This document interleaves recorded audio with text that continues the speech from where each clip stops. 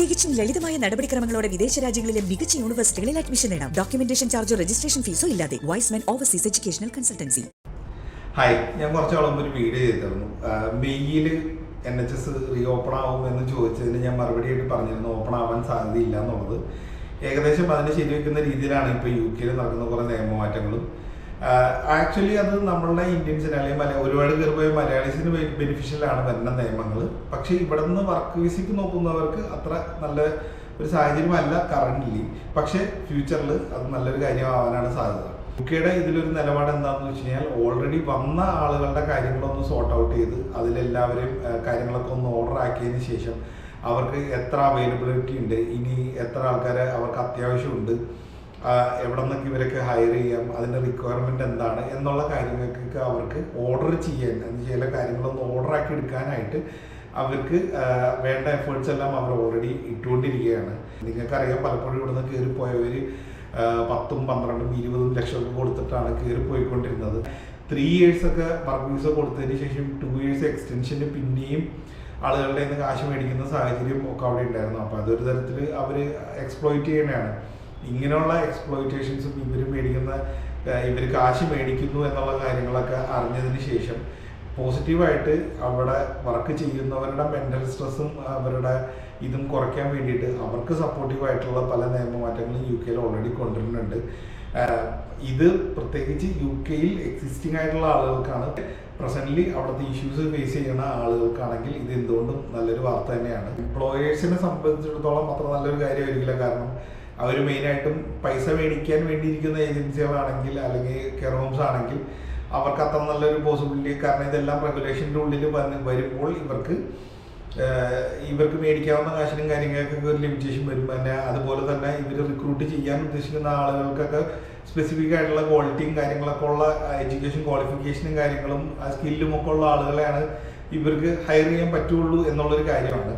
ഇനി അതല്ല, ഇനി ലിസ്റ്റിൽ പെടാത്ത ഏജൻസികളാണെങ്കിൽ ചിലപ്പോൾ അവരുടെ ഒരു സ്ട്രിക്റ്റ് മോണിറ്ററൈസേഷൻ എന്നുള്ള സിസ്റ്റത്തിലേക്ക് കൊണ്ടുവന്നിട്ട് ഇവർ പുതിയ ആൾക്കാരെ ഹയർ ചെയ്യുകയാണെങ്കിൽ എങ്ങനെയുള്ള ആളുകളെയാണ് ഹയർ ചെയ്യണത്, അതിൻ്റെ ഒരു ഇമ്പാക്റ്റ് എന്തായിരിക്കും എന്നൊക്കെ ഇവർക്ക് റിസർച്ച് ചെയ്യാനും ഉള്ള ഒരു ഓപ്ഷൻ ഫ്യൂച്ചറിൽ വരാൻ സാധ്യതയുണ്ട്. നാട്ടിൽ നിന്ന് ഒരിടയ്ക്ക് പ്രത്യേകിച്ച് ക്വാളിഫിക്കേഷനൊന്നും ഇല്ലാതെ തന്നെ പലപ്പോഴും വർക്ക് എക്സ്പീരിയൻസ് മാത്രമൊക്കെ കാണിച്ച് ഒരുപാട് ആളുകൾ കയറി പോയിരുന്നു. ഇനിയിപ്പോൾ അങ്ങനെയുള്ള ഒരു ചാൻസ് UKയിലേക്ക് വളരെ കുറവാവാനാണ് ഇനി സാധ്യതയുള്ളൂ. അവർക്കും വേണ്ടത് വളരെ ക്വാളിഫൈഡ് ആയിട്ടുള്ള ആളുകളെയാണ്.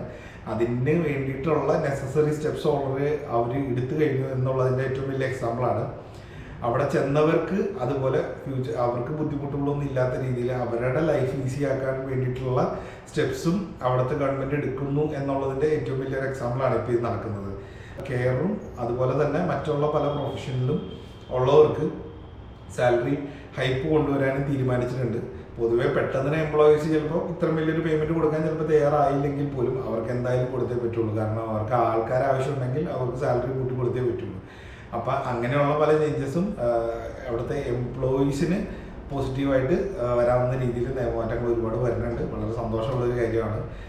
അതിനുശേഷം ചിലപ്പോൾ ഹോപ്പ്ഫുള്ളി ഒരു റിക്രൂട്ട്മെൻറ്റ് പ്രോസസ്സ് മറ്റുള്ള കൺട്രീസിൽ നിന്ന് വീണ്ടും റീസ്റ്റാർട്ട് ചെയ്യാനുള്ള ഓപ്ഷൻ ഉണ്ട്.